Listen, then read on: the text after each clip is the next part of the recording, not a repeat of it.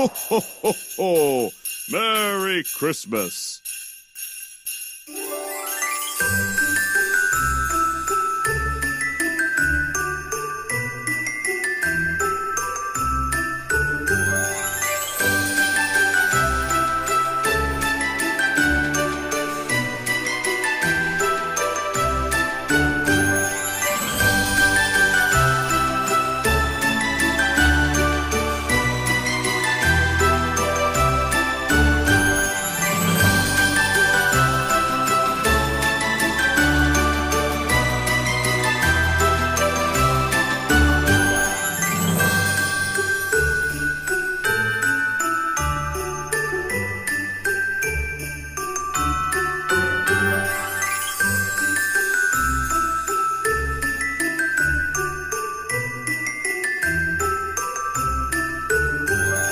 Ho, ho, ho, ho! Merry Christmas! Welcome to BulletProof Tales.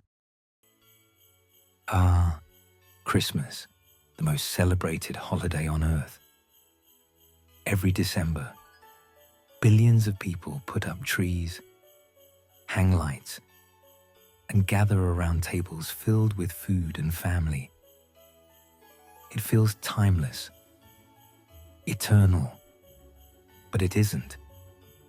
The story of Christmas is older, stranger, and far more rebellious than most people realize. Because Christmas was not born in Bethlehem. It was forged through pagan fire festivals, outlawed traditions, and underground celebrations that defied kings, empires, and dictators. This is the tale of Christmas. Before Christ, before Christianity, there was winter. And in the north, winter was deadly. The sun vanished. Crops failed. Hunger spread. People feared the long nights would never end. So they lit fires, sang songs, and threw wild festivals, not just to celebrate, but to survive. In Rome, this was Saturnalia, a week-long carnival for the god Saturn. Society flipped upside down. Slaves dined like kings. Gambling was legal. And masters served the poor. For 1 week, power itself was mocked. Even emperors had to laugh along while ordinary people took the streets. Meanwhile, in the frozen north, Germanic tribes held Yule. They dragged evergreens inside their homes, a symbol that life could outlast the cold. They burned enormous logs for 12 nights, feasted on roasted animals, and told stories of gods riding through the sky. Both Saturnalia and Yule carried the same message. We will not surrender to the dark. We will rebel against death itself.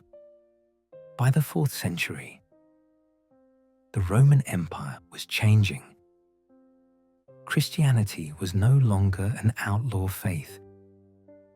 It was growing, rising.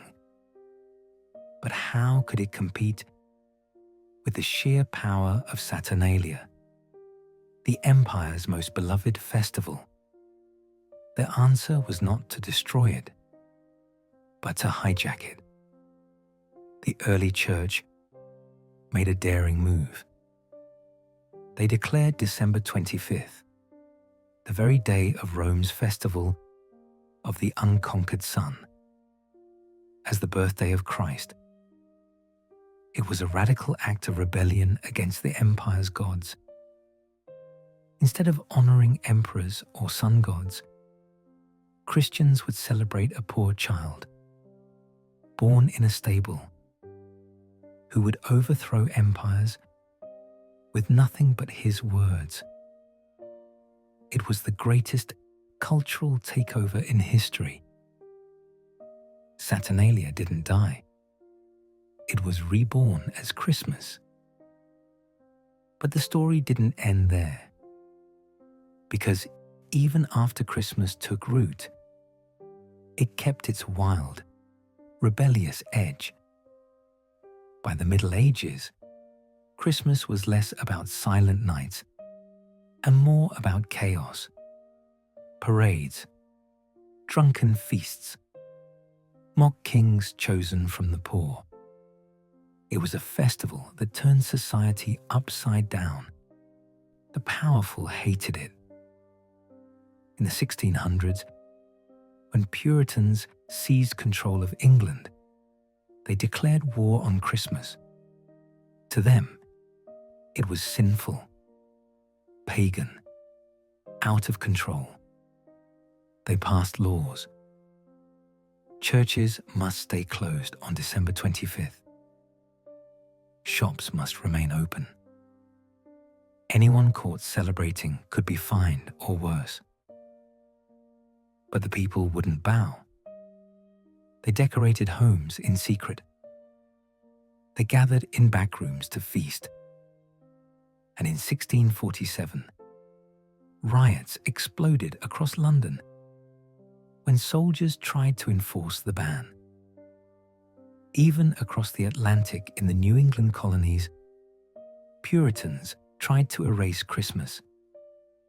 But once again, ordinary people disobeyed. Christmas survived not because rulers wanted it, but because the people kept it alive. And this pattern repeated again and again.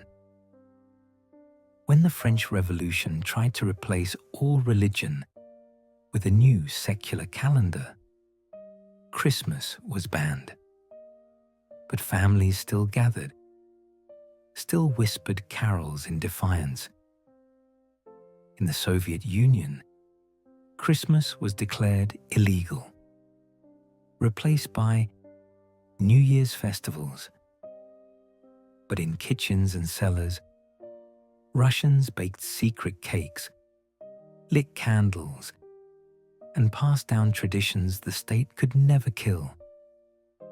Even under Nazi occupation, Christmas became a quiet act of rebellion.